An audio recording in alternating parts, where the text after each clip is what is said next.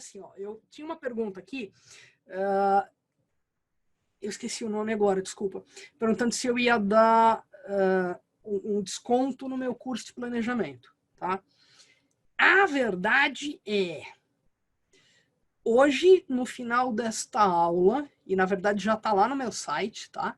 Mas hoje, no final desta aula, rola uma oferta única, com duração talvez de uma semaninha, tá? Em que eu fiz um pacotaço, gente. É um combo que quem é meu aluno aí vai me xingar depois no inbox, tá? Que tem uma galera que vai olhar os cursos e vai falar: Vivi do céu, eu paguei muito mais nessa sua aula, você está cobrando menos. Mas é um combo, é um combo de lançamento de turmas de 2020, tá? E é um combo em que a ideia, gente, eu me solidarizo com todo mundo. A gente sabe que a advocacia não está no seu melhor momento para investir.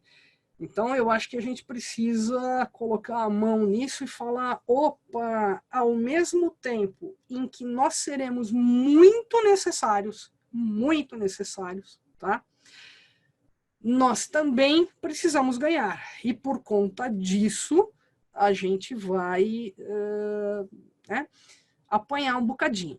Então, eu fiz um negócio que eu acho que vocês vão curtir, tá? É um valor bem pequeno, mas a brincadeira é assim, e vocês devem estar percebendo isso, tá? Independente da oferta que vai ser feita, a minha ideia é, hoje, entregar muito conteúdo para vocês, tá? Por quê?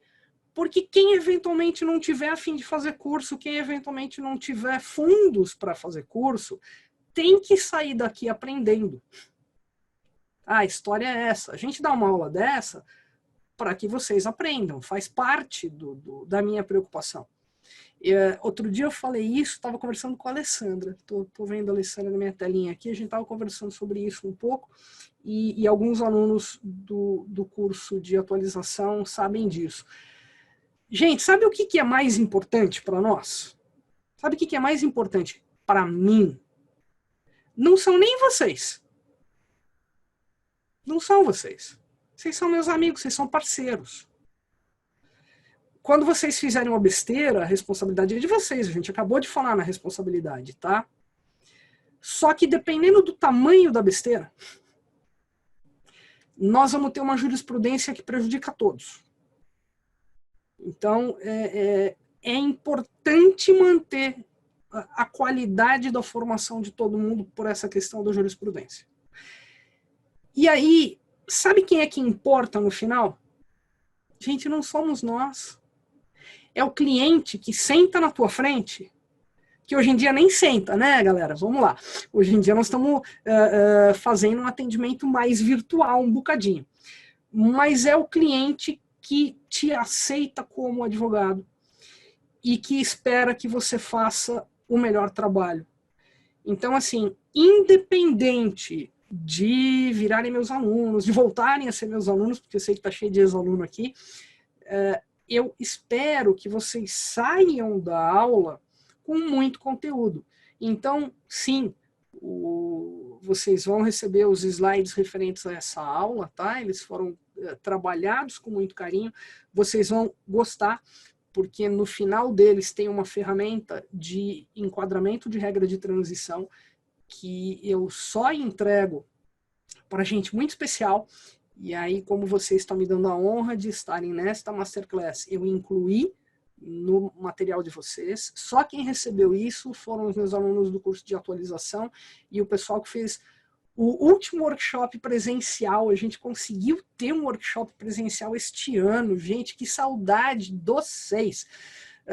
Como foi bom esse workshop presencial, parece que foi providencial antes de eu ficar trancada neste apartamento e o dia inteiro dentro desse estúdio. Vocês estão vendo aqui um fundo bonitinho, gente, mas isso aqui é um cubículo todo verde, tá?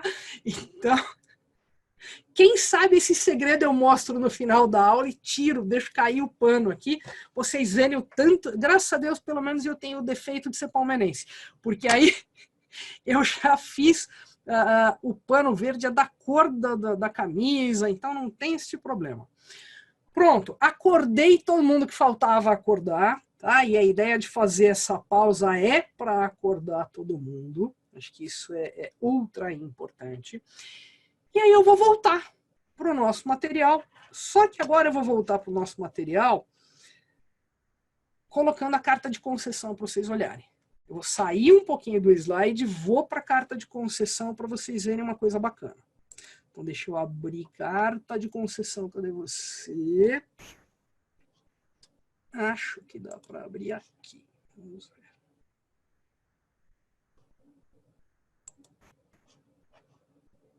Torcendo, ufa, eu estou aqui torcendo para que a carta de concessão que eu abri seja a editada, tá, gente? Porque sabe como é que é, né?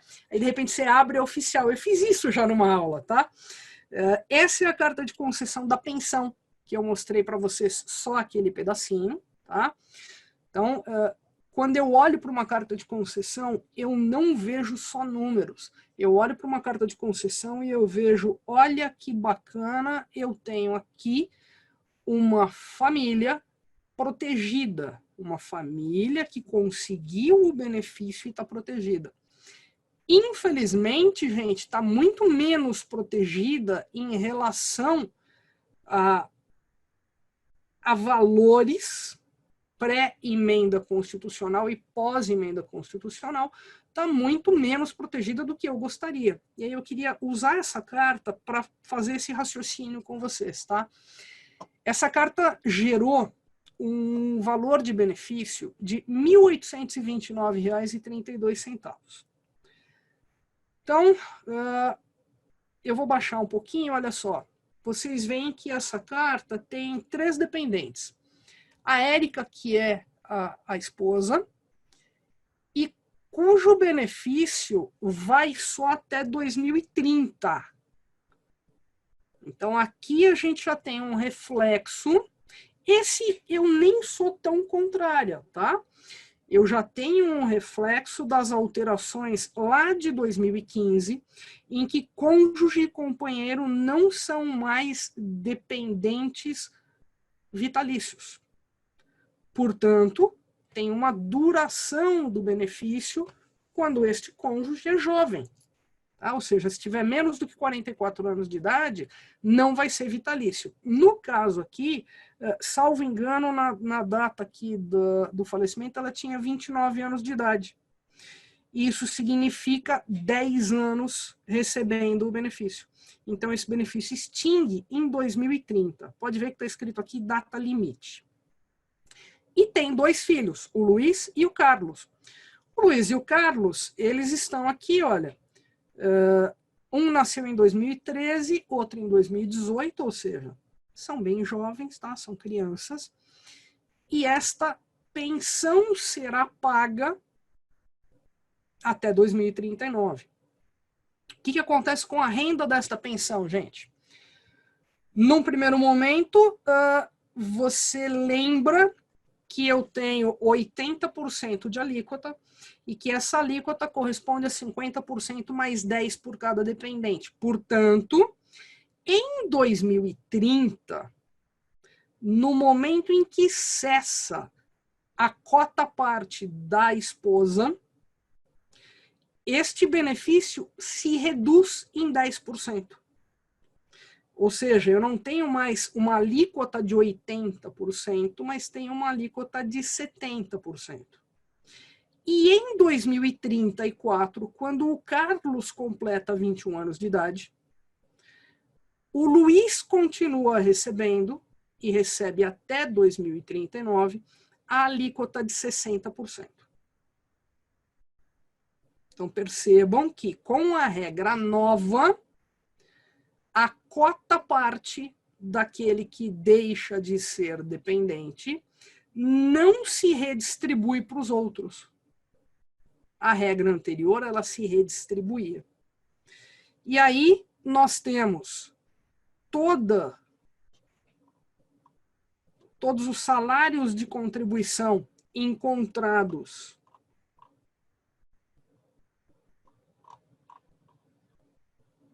de julho de 94 até o óbito, e no caso aqui, aparentemente ele começou a trabalhar em 2006, ou se tem período anterior, é anterior a 94, o que eu duvido, pela idade deles. Mas vamos lá.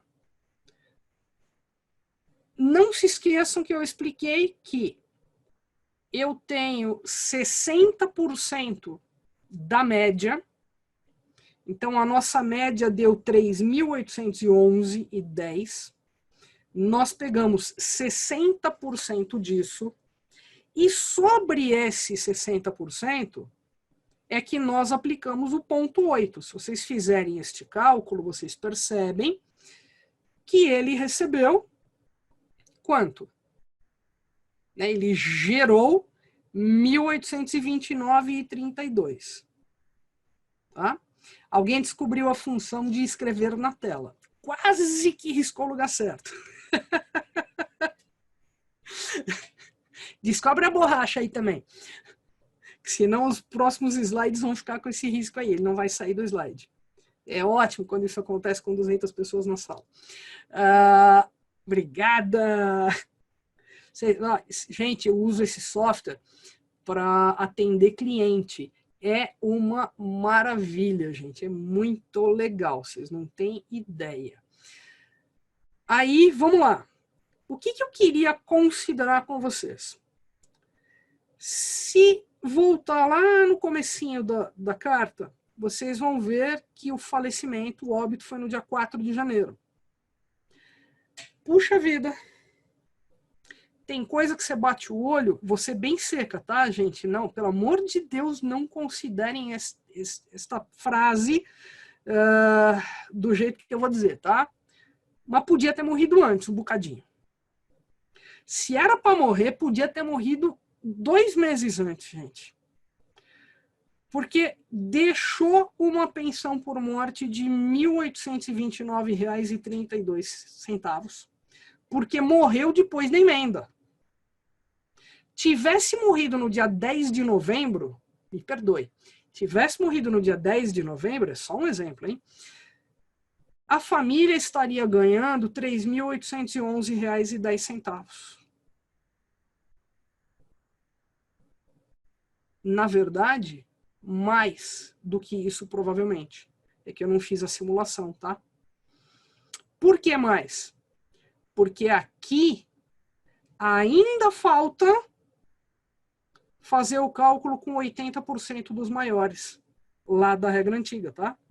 Porque se eu tirar 20% dos menores salários aqui, ainda melhora essa questão, tá? Então, é quando eu vejo este comparativo que eu fico... Claro, a gente fica triste porque o camarada morreu de qualquer jeito. Eu preferia que ele tivesse vivo, né? Por isso que a gente coloca, não me entendam mal, pelo amor de Deus. Mas quando você olha para o tamanho da desproteção que se tem agora, talvez em algum momento de necessidade o próprio dependente pense isso. Tá? Principalmente quando você pega alguém que eventualmente estava doente, alguma coisa assim. Então, isso é só para mostrar para vocês a diferença, o tamanho das coisas. E como eu vi num comentário agora, só não vi quem foi, mas que diz que teve uma situação dessa com 1 semana de diferença da emenda, podia ser um dia, gente. Olha só, podia ser um dia. Sim, além disso, a cota parte não cessava. Ou seja, esse valor ficava neste valor até 2039 para o filho. O que significa ficava para a família, tá? Na verdade, fazia este complemento para a família. Então, neste sentido, a gente tem uma redução de proteção em relação ao cálculo muito grande. E essa redução, gente, tem sido tentada pelo governo desde 2015, porque lá quando mudou as regras da vitaliciedade do cônjuge, já havia esta tentativa, é que essa parte não passou na época, não foi aprovada. E aí eles tentaram de novo numa segunda medida provisória, até que eles trouxeram esta questão para fins da emenda constitucional, e aí não tem como brigar. Aqui a gente está falando, olha só, de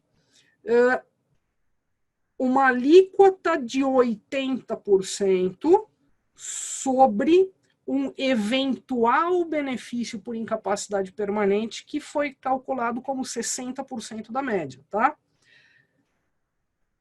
Vamos imaginar que um desses dependentes fosse uma pessoa com deficiência, fosse inválido ou uma pessoa com deficiência. Nós teríamos uma alíquota não calculada como 50 mais 10%. Nós teríamos uma alíquota de cara de 100%. Então, mas é 100% assim, ó, não dá 3.811, tá? Dá 100% dos 60% dos 3.811. E aí, como é que funciona, gente? Vamos imaginar que fosse a mãe, a pessoa com deficiência, e a mãe morre depois de uns anos. Como é que fica quando ela deixa de ser dependente? Quando a pessoa com deficiência deixa de ser dependente? Nós voltaríamos a ter o recálculo no sentido dos 50% mais 10, ou seja, nós voltaríamos a ter, agora sem um dos dependentes, 70%. Então, nós teríamos uma alíquota de 100% que, com um deles deixando de cumprir esta questão de ser inválido ou deficiente, voltaria ao recálculo. Não sei se ficou claro para vocês aqui, tá? Gente, aí ele estava recebendo auxílio-doença, estamos falando de benefício precedido. A base de cálculo deixa de ser este eventual benefício por incapacidade permanente e passa a ser o valor do benefício que era recebido. A gente não pode confundir, percebam que eu estou falando assim, olha, eu tenho 80% dos 60%. Eu poderia ter 80% do benefício precedido. Tá? Você analisa a data do óbito para saber qual é o cálculo da pensão por morte. E esta pensão por morte, ou ela é derivada de um benefício que o falecido recebia, ou do benefício por incapacidade permanente, ou da aposentadoria por invalidez, dependendo de que momento a gente está. Tá? O cálculo é sempre uma atividade detalhista. Eu não uso esta palavra trabalhosa de jeito algum. Ela é uma atividade detalhista. Talvez eu não use o trabalhosa porque eu gosto de cálculo, tá, gente? É uma outra questão. Mas é uma atividade detalhista. Deixa eu ver se vai mudar. Mudou, ótimo. Trouxe duas cartas de concessão para vocês hoje, tá? Uma é a dessa pensão por morte e a outra é uma aposentadoria por idade. Pô, Vivi, por que você não trouxe uma de cada benefício? Vocês já tentaram tirar carta de concessão esses dias no sistema? Não está saindo. Muito provavelmente eles estão mudando esses detalhes aqui no sistema e aí ninguém está conseguindo tirar a carta de concessão. As únicas que eu consegui nesse período foram essas aqui. Então, eu não consegui nenhuma de contribuição com regra de transição. Estou doida atrás de umas dessas que é para a gente usar no curso, mas vamos ter que esperar eles corrigirem o sistema deles, tá? Agora, essa aqui, olha só, a gente tem o quê? Uma aposentadoria por idade requerida em 28 de janeiro de 2020, concedida em abril. Olha que rápida essa concessão. Tá bem legal, né? Com uma renda mensal de R$ 1.259,10. Eu pergunto assim, será que 1.259,10 era a melhor renda possível neste caso? E aí vou mostrar para vocês algumas coisas aqui, olha. Ana Paula, eu quero, me manda, tá? Estão falando aqui que tem carta de concessão de B42, eu quero. Então vamos, mas eu preciso dos cálculos, que é exatamente os cálculos que chamam a atenção. Bora lá. Ó, aqui, nessa carta de concessão de aposentadoria por idade, vocês estão percebendo que ele tem 2012, 2011, 2005, um salário de contribuição, e aí, setembro de 95, ele tem pouquinho, tem só 19 salários de contribuição no PBC. 19. Tem 19 salários de contribuição de julho de 94 até 2020. Uau! Mas como é que provou a carência, então? Gente, provou a carência com tempo de contribuição lá para trás. Antes de 94. Esse caso é um caso que, se a pessoa tivesse feito aniversário, requerido e concedido o benefício lá em novembro de 2019, estava azarado. Estava ganhando salário mínimo. Não que a gente tenha uma renda muito maior do que o salário mínimo aqui, tá?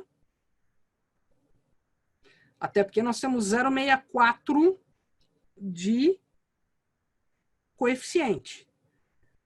O que diz para vocês 0,64 de coeficiente? Alguém consegue matar?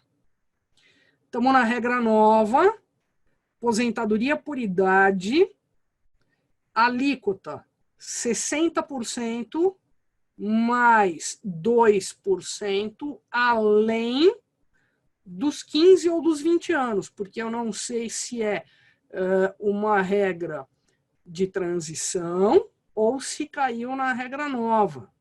Tá? Mas, a princípio, regra de transição, portanto, 15 anos. Mariana, essa pessoa possui 2 anos além do mínimo, exatamente. Então, eu não estou nem me preocupando se são 15 ou se são 20, mas se eu tenho 64% e o que nós temos é 2% além do tempo mínimo, isso, Vanessa, boa, 60% mais 2 anos. Vejam como nós, conhecendo as regras, as cartas de concessão conversam conosco. A gente consegue olhar para a carta de concessão e entender. Eu sei que isso aqui daria divisor mínimo lá no pré-emenda 103. E olha que legal, esta carta de concessão nos comprova que não tem divisor mínimo. Pensa naquele segurado teu, que você requereu o benefício antes da emenda, que ainda não foi concedido e que tinha divisor mínimo na conta dele. E se ele der entrada agora? E se ele não aceita aquela aposentadoria e vai dar entrada agora? Será que vai ter um aumento no salário? Provavelmente. Então, olha, consideração primeira aqui, tá? De repente, tentar uma reafirmação de DER forçada, alguma coisa, caso ele já tenha recebido, por exemplo. Então, começando a pensar, fazer tese baseada em cálculo para o pós-reforma, tá? O que mais tem nesta carta, gente? Vocês estão vendo o desconsiderado? Quando eu bati o olho nesse desconsiderado, eu falei, ué, mas é regra antiga, será que eles desconsideraram os 20% menores salários? Não. Não bate com nada de regra de desconsideração. Portanto, o que a gente coloca é o quê? Ela é uma carta de concessão, fazendo aquela desconsideração do artigo 26 automaticamente. Eu não mostrei para vocês a desconsideração possível dos salários, desde que mantido o tempo mínimo? Sim? Só que aqui eu estou olhando que está sobrando quanto, gente? A gente acabou de olhar, estão sobrando 2 anos? Então, não estão? Se estão sobrando 2 anos e deu esses 4% a mais, dá para desconsiderar esse monte de milzinho que tem aqui e deixar só o salário de fevereiro de 2005 e ficar com 5.527,41 de média? Estaria contra a regra? Não, né? Esse benefício está concedido errado, gente. Esta desconsideração de salários aqui, não, essa desconsideração não, Carolina. Ó, cuidado para não confundir, a história do ano civil é a complementação ou o agrupamento de valores de salário de contribuição abaixo do mínimo. Tá? Opa, a desconsideração aqui é vantajosa, porque vejamos, se eu desconsiderar, e eu poderia desconsiderar até 24 meses, porque tem 4% sobrando, certo? Então, eu poderia desconsiderar até 24 meses. Eu tenho uma média, se desconsiderar todo mundo, de 5.527. Contra uma média de 1.967. Uau, 60% de 5.000, com certeza é mais vantajoso. Não preciso nem fazer o cálculo na calculadora para vocês, tá? Mas eu fiz uma simulação num dos softwares exatamente. Nesse caso aqui, poderia considerar 60%, tá? Então, neste caso, daria para considerar 60%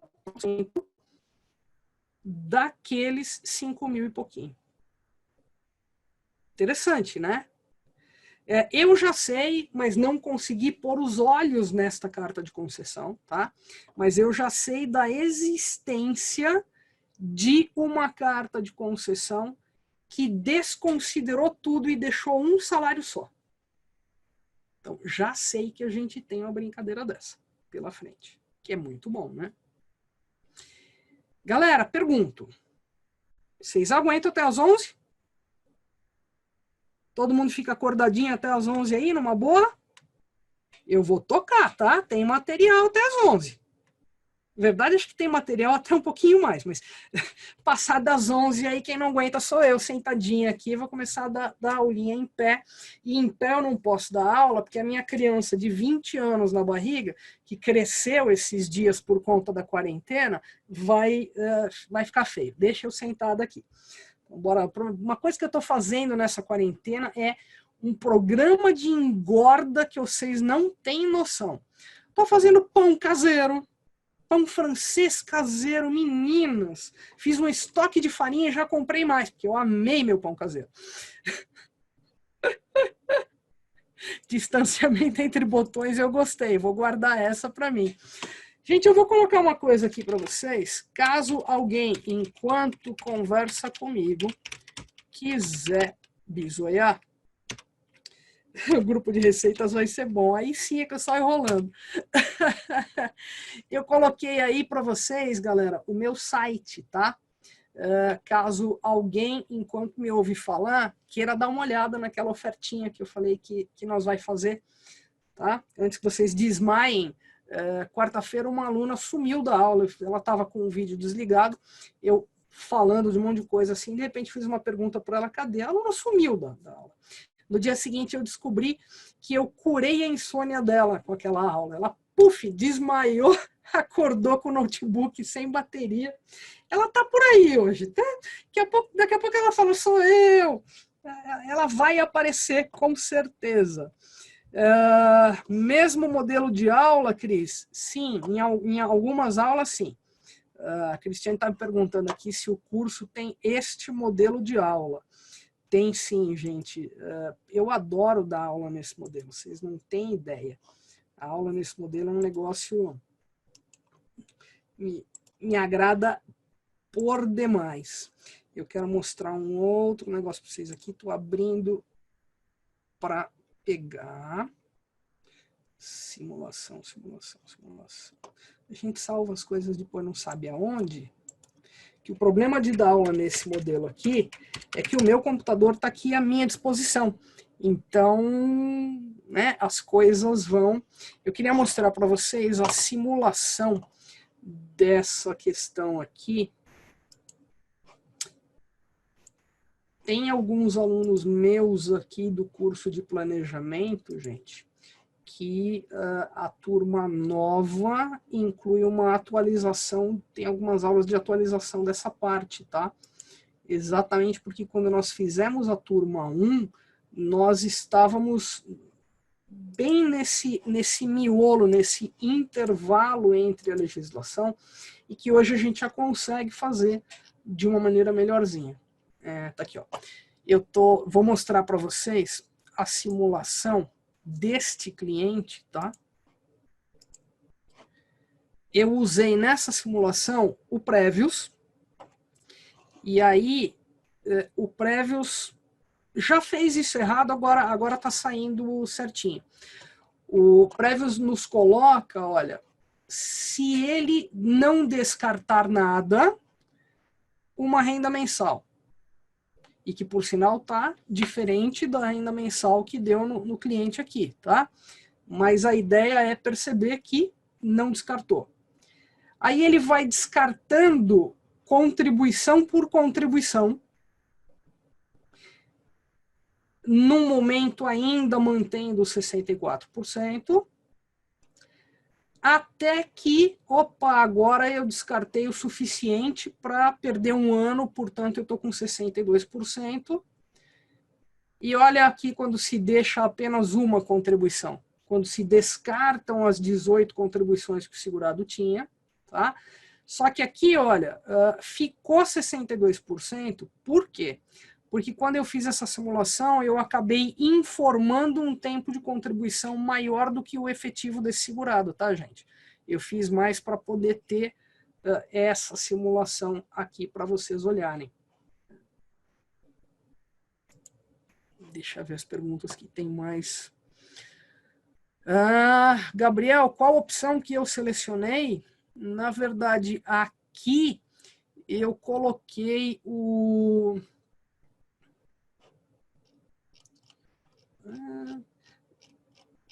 Ele fez esse descarte automático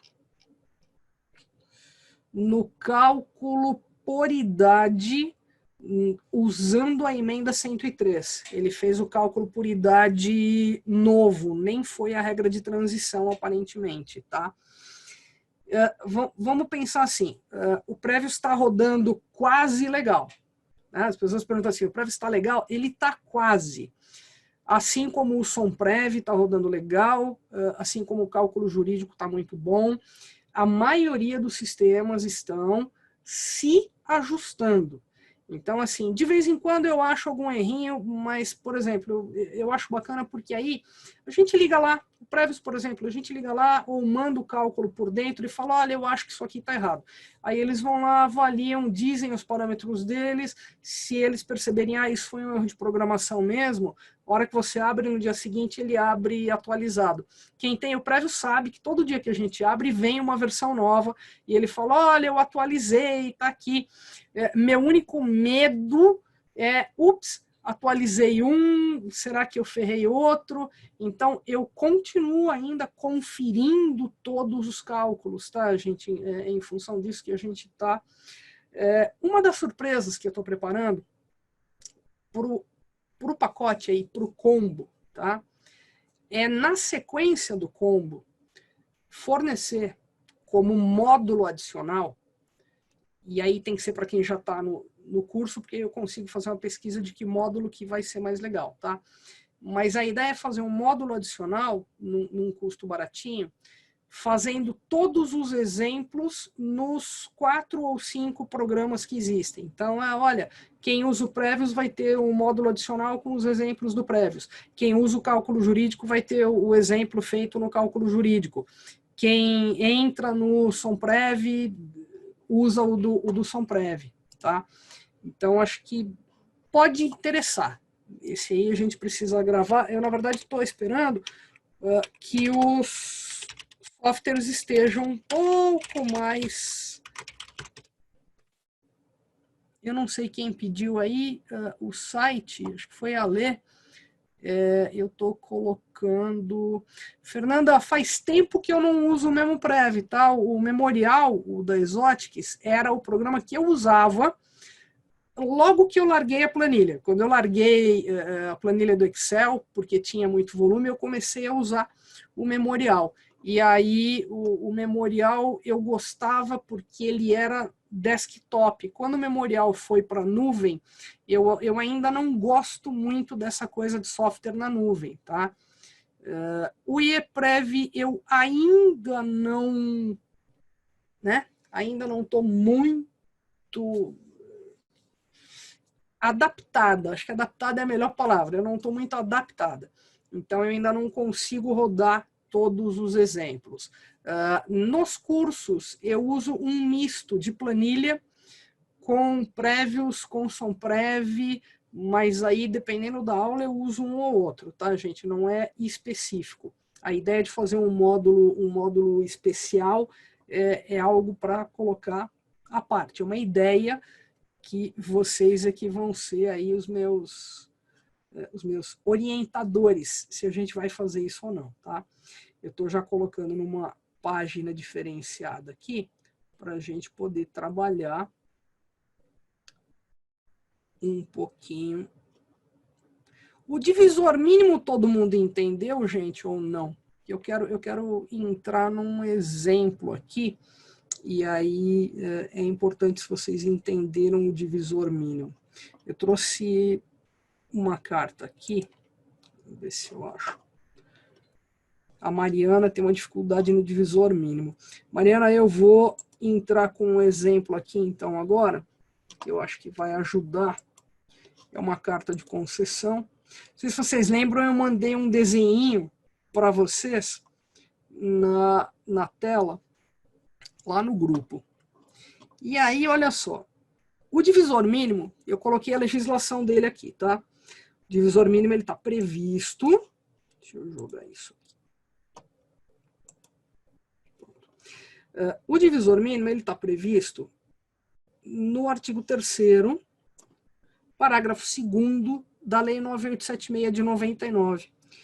Ele coloca o seguinte, né, que no caso das aposentadorias que tratam as alíneas B, C e D do inciso 1º, ou seja, aposentadorias por idade e tempo de contribuição especial, o divisor considerado na média que se refere ao caput, o parágrafo 1º, não poderia ser inferior a 60% do período decorrido de julho de 94 à data do início de benefício. Isso aqui, basicamente, gente, é a origem da revisão da vida toda, tá? Porque quando está escrito aqui limitado a 100% do todo período contributivo, significa que só pode levar em consideração, e isso só funciona para quem se aposentou pela 9876 de 99 na regra de transição dela, que é o que está aqui no artigo 3º, ele acaba achatando o benefício desde que aquele segurado tenha poucos salários de contribuição dentro daquele período de julho de 94 até o início do benefício. Então, quando a gente coloca um exemplo aqui, para vocês entenderem, eu tenho uma data de requerimento hipotética, onde eu tenho quantidade de contribuições possíveis. O que são quantidade de contribuições possíveis, pessoal? É o período decorrido de julho de 94 até o início do benefício. Então, você imagina que de julho de 94 a uma data de início de benefício, eu tenha 100 contribuições, são 100 meses. Mas que neste período, o meu segurado contribuiu 80 dos meses.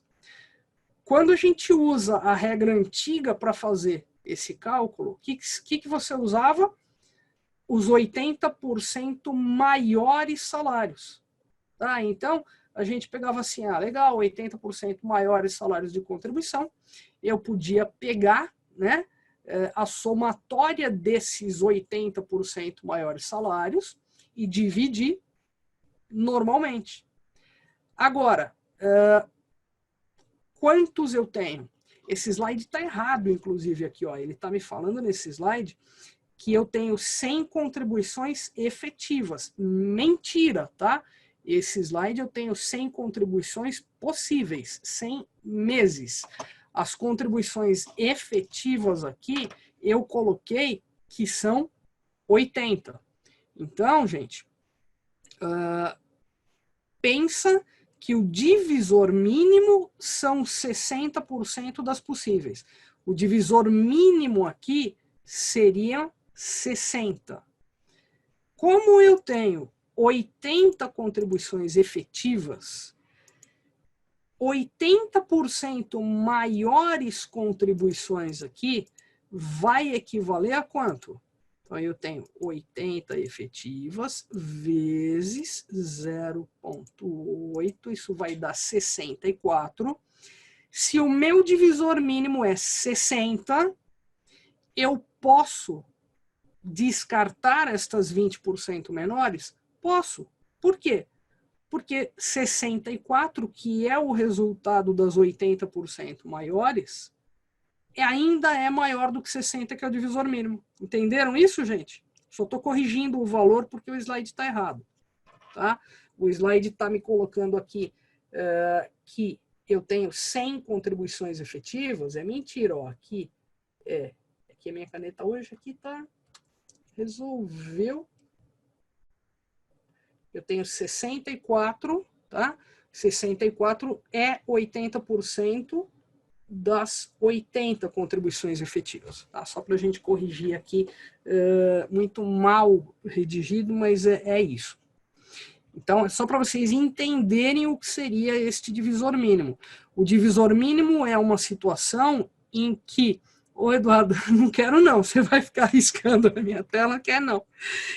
Se você soubesse a quantidade de pilha que eu tenho para suprir essa canetinha automática aqui, mas é que hoje o Zoom resolveu dar luz, a caneta resolveu falhar, sabe lá, né?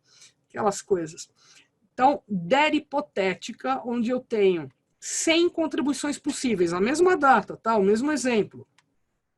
Portanto, o divisor mínimo continua sendo o 60. Aí eu estou dizendo que o meu cliente só pagou 48 dessas contribuições, ou seja, o resto ele estava desempregado, por exemplo, estava inativo. Aí, o que faz? Eu vou somar as 48, eu não vou eliminar nenhuma, porque se eu eliminar alguma coisa aqui, ele sai perdendo mais ainda. Portanto, eu vou somar estas 48 contribuições. Mas quando eu dividir 48 chocolates por 60 pessoas, o pedacinho de chocolate é menor, não é? Então, só para mostrar que esta média da soma de 48 salários de contribuição dividido pelo divisor mínimo, que aqui no exemplo é 60, fica achatado. Caramba, divisor mínimo é uma coisa, né? A gente, de fato, fica com alguma dificuldade. E aí eu trouxe uma carta de concessão para vocês, porque o pessoal está falando aqui o seguinte, ó, o segurado que se vinculou à Previdência após esta lei, não aplica o divisor mínimo, que é o que aquela carta de aposentadoria por idade que eu estava fazendo aqui logo antes mostrou, que eles concederam sem considerar divisor mínimo. E ele tinha só 19 contribuições dentro do período básico de cálculo. Gente, vou mostrar uma carta de 2004 para vocês entenderem o peso do divisor mínimo. Tá?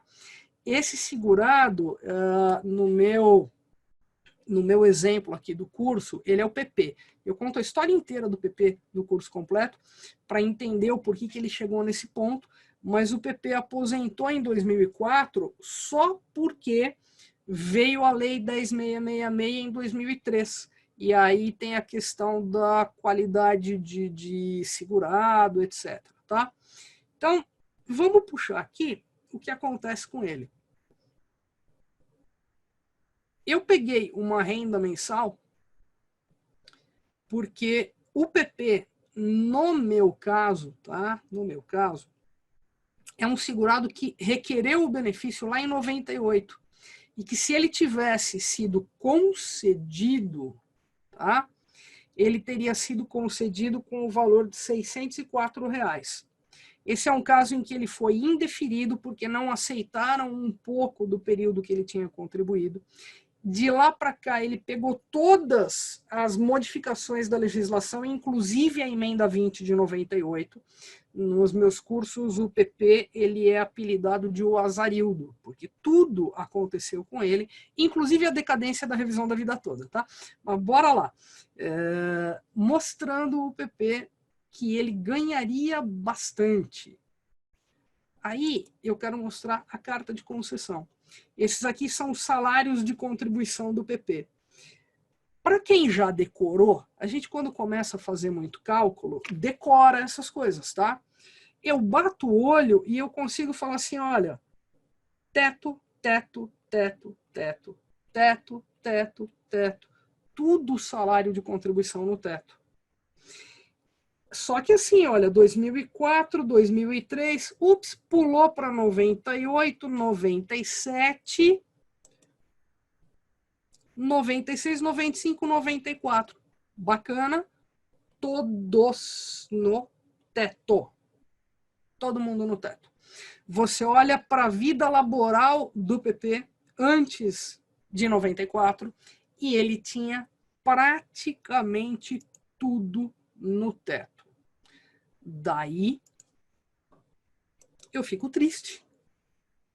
Essa é a rabisqueira que eu botei a foto para vocês e falei, vocês vão querer entender, eu vou tentar que vocês entendam isso. Esse é aquele final da carta de concessão que mostra os cálculos para a gente. Tá?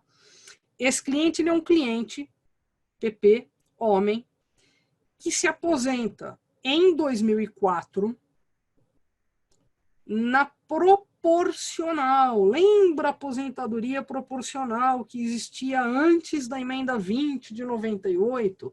Ela valia como alíquota 70% mais 6% a cada ano contribuído. Depois da emenda, virou 70% mais 5% a cada ano contribuído após o pedágio. Ele não tinha. Portanto, vocês estão vendo aqui, olha, o coeficiente, ou seja, a alíquota de 70%. 70% do quê? Bom, 70% de um salário de benefício que lá em 2004 era reduzido pelo quê? Pelo fator previdenciário. Em 2004, esse fator previdenciário ainda era aplicado proporcionalmente. Por quê? Porque ainda não tinha decorrido 60 meses da Lei 9876 de 99. Nós tínhamos só 52 meses da lei e havia uma regra de transição também para a aplicação do fator previdenciário. O que significa que aqui o fator previdenciário não prejudicou tanto quanto começou a prejudicar depois, mas já estava prejudicando quase tudo. Então vamos lá. A média dele era quanto? Aí é que entra o nosso divisor mínimo, gente. Eu vou voltar uma tela para mostrar que o PP tinha 43 salários de contribuição dentro do período, tá? E a soma desses 43 salários foi dividida por 70. Olha ele aqui, o divisor mínimo. Estou rabiscando ele aqui para vocês. Veja se ele não é o Azarildo mesmo, gente. O PP, ele pega aposentadoria proporcional, fator previdenciário, divisor mínimo, e ele pagava teto de contribuição.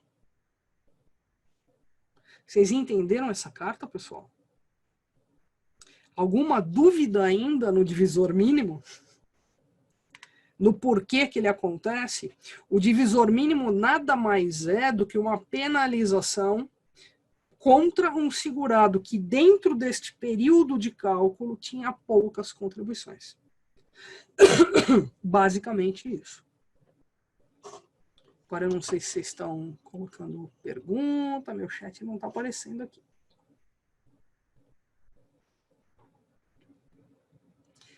A Carolina perguntou uma coisa assim, por que que esta pessoa aposentou nessa época?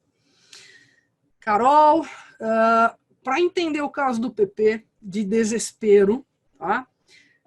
Só conhecendo a vida inteira dele. Mas lembre-se que eu coloquei algo aqui atrás, ó, que ele vinha tentando se aposentar desde novembro de 98. Na cabeça dele, ele tinha direito adquirido e, na verdade, ele tinha as contribuições, algumas não aceitas. E não deu para fazer aceitar estas contribuições. Ele para de contribuir. Esse é o famoso parei de contribuir. Tá? Parei de contribuir porque, veja nesta tela que, olha só, em outubro de 98 havia sido a última contribuição dele. Ele volta a contribuir só em 2003. Por quê? 2003, eu tenho já a medida provisória que gerou a Lei 10.666 de 2003. Então, eu já tinha uma questão de não precisar cumprir aquele 1/3 do parágrafo único do artigo 24 da carência, a questão da qualidade segurado recuperada. O buraco aqui é bem mais embaixo nesse caso do PP, tá? Quando ele consegue contribuir os poucos meses que faltava para ele se aposentar, ele precisava dessa aposentadoria. Ele não tinha essa história de vou esperar. Sabe por quê? Esse divisor mínimo, ele também cresce ao longo dos anos, né? Vai passando um mês, o divisor mínimo ele está relacionado com isso tudo. Ele continuaria tendo durante muito tempo menos salários de contribuição dentro do período básico de cálculo do que seria necessário para ele sair deste achatamento. E aí, no caso dele, a única saída, de fato, era se aposentar. Ou, se fosse o caso, tá? Conseguir uma revisão da vida toda. Para quê? Para que pudesse se considerar os salários de todos os 30 anos que ele contribuiu. Porque aí tinha muito salário de teto. E aí nós estaríamos na regra nova sem divisor mínimo. Divisor mínimo está só lá na regra de transição. Essas coisas são fruto, neste caso aqui, do desespero. Era isso ou não ter aposentado até hoje, talvez. Ou ter aposentado por idade com algo não muito diferente. Tá?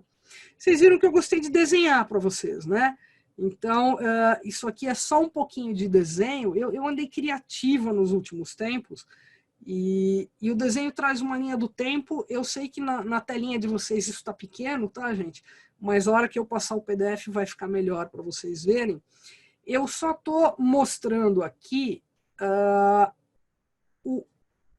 o tipo de média, a evolução do salário de benefício ao longo do tempo. Então, isso aqui é uma linha do tempo, onde eu coloco a data de 91 aqui como corte, 91 porque é a data da 8213, mostrando que antes da 8213, nós tínhamos o quê? Nós tínhamos uma legislação que levava em consideração a média dos 24 últimos salários de contribuição, isso mais para trás, tá?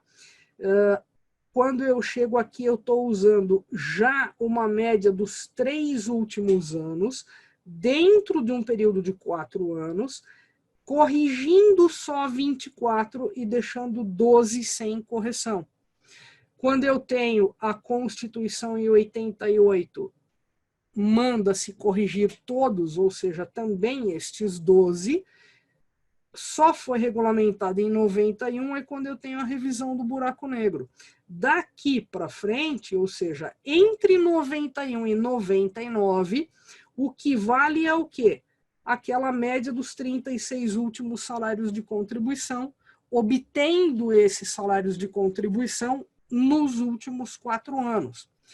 E é apenas a partir da 9876 de 99, gente, que eu tenho 2 formatos de cálculo, tá? Então, vamos colocar lá, regra de transição e regra genérica. O que é a revisão da vida toda, gente? É dizer que esta regra genérica é melhor do que a regra de transição, onde tem o divisor mínimo. Tá?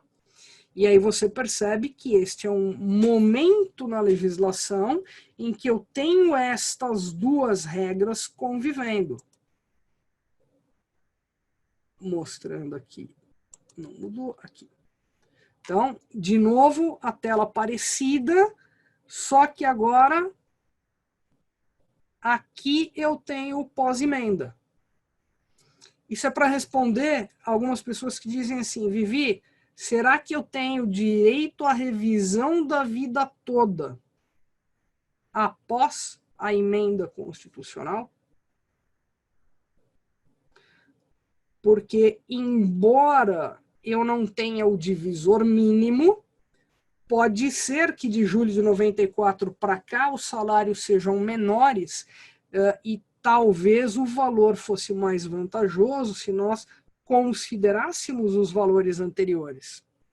O problema é que eu não tenho agora a previsão legal desta consideração de todo o período contributivo como nós tínhamos textualmente com a 9876 de 99. Aqui eu podia, talvez, qual das 2 regras me daria o melhor benefício. Agora, com a emenda 103, com o que foi trazido pelo artigo 26, eu já não tenho este melhor benefício, porque eu só tenho uma regra, que vale tanto para a regra de transição, quanto para a regra nova. Então, esse desenho é mais ou menos para a gente visualizar essa questão. Tem pergunta aqui, deixa eu ver se é sobre isso. Débora, a revisão do buraco negro, ela é uma revisão que, na grande maioria, foi paga, tá? E aqui entraria uma discussão da decadência. Vou te falar aqui, até a questão do melhor benefício já teve julgado do STJ dizendo que cabe decadência. Então, as revisões têm sido muito complicadas, porque elas estão muito barradas nesta questão da decadência.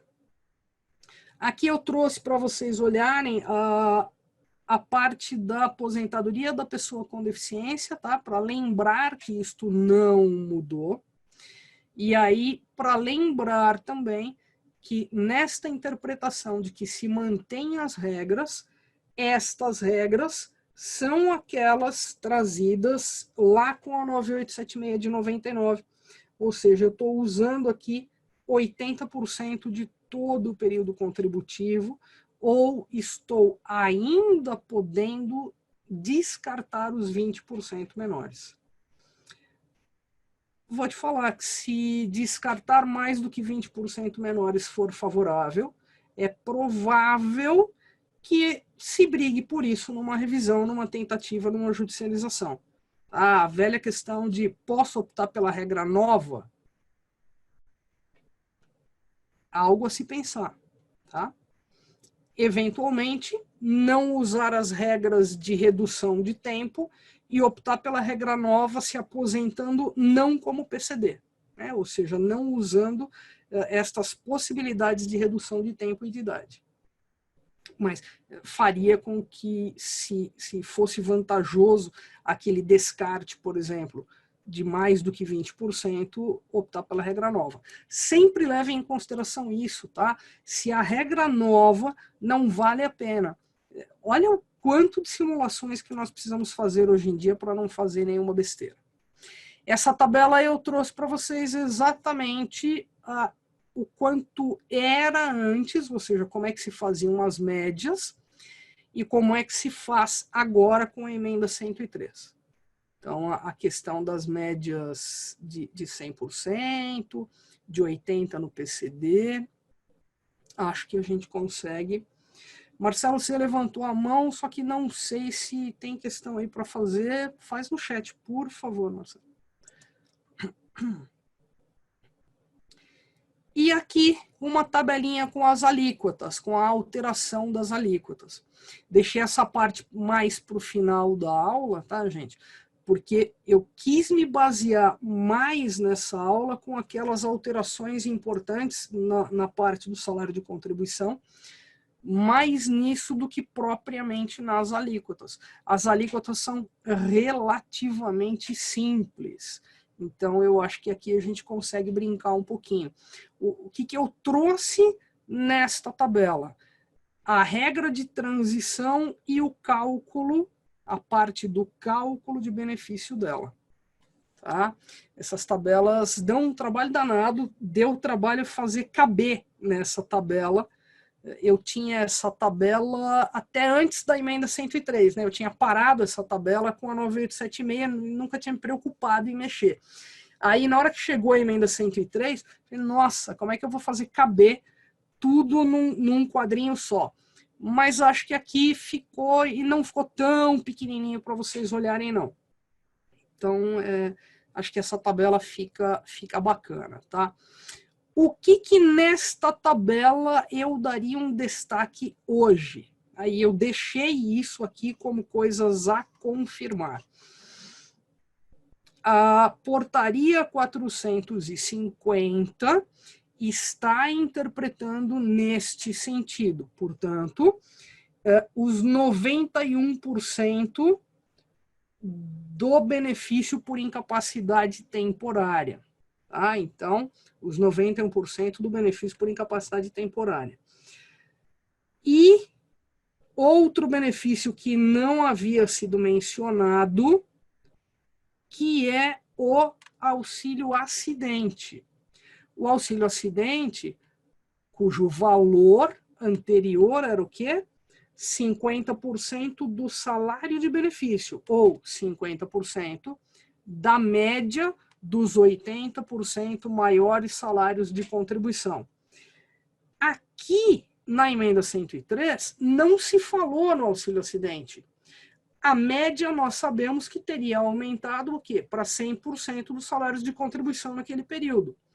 Mas aí nós vamos fazer a média e pegar esses 50%, então é o que a gente queria. Mas olha o que havia trazido, e eu digo havia porque a MP 905 já caiu. Então, olha o que havia trazido a MP 905. Ela jogava 50% não mais do salário de benefício, mas de uma eventual aposentadoria por incapacidade permanente, que é 60% mais 2. Lembrem-se do exemplo da pensão por morte que a gente fez lá no começo. Ou seja, potencialmente, você reduz o valor da indenização para aquele segurado que tem pouca contribuição. E que, em tese, vai receber essa indenização durante mais tempo. E eu estou dizendo em tese porque tem umas situações aí que me parecem um futuro pente fino do auxílio acidente, tá? Pelo menos essa é a intenção que a gente está lendo na situação. Deixa eu ver que tinha uma pergunta aqui da alíquota. Márcia, eu não vi concessões do auxílio-doença novas, tá? Não vi nenhuma, mas eu entendo que assim como a alíquota estaria preservada de 91%, porque está lá na 8.213, também o limitador aos 12 últimos, a média dos 12 últimos salários de contribuição também estaria. Tá? Então, a princípio, aqui, olha só, são coisas que ficaram lacunas na legislação, ficaram lacunas ainda na própria regulamentação, a gente não tem. Então, destaca-se sempre para quê? Para a gente acompanhando. Tá? Eu sei de colega que estava esperando ter regulamentação dessas coisas para poder soltar livro atualizado, tá? Assim como eu esperei 2, 3 meses para soltar turma nova de curso de cálculo. Eu falei, puxa vida, a gente vai dar curso falando pode ser, mas aí eu falei, não dá para segurar mais, hoje a gente já tem um pouco dessas definições, tá? Acho que não é para segurar, e a ideia é manter estas situações sob controle de uma forma em que a gente possa, como é que eu vou dizer assim, acompanhar as modificações de perto. Então, a ideia, e aí a ideia para quem se matricular nos cursos é essa, tá? Vocês vão ver. A ideia é ficar com vocês até 2021.